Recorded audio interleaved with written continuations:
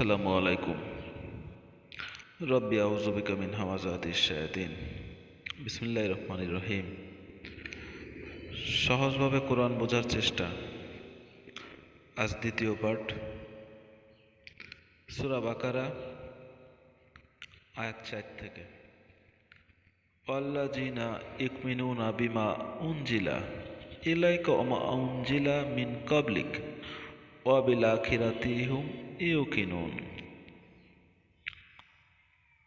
ওয়াল্লাযীনা এবং যারা, ইউমিনুনা বিশ্বাস করে, বিমা ওই বিষয়ে যা, উনজিলা অবতীর্ণ করা হয়েছে, ইলাইকা তোমার প্রতি, অমা এবং যা, উনজিলা অবতীর্ণ করা হয়েছে, মিন থেকে, কবলিকা তোমার পূর্বে, অবিল আখিরাতি এবং আখিরাতের উপরে, হুম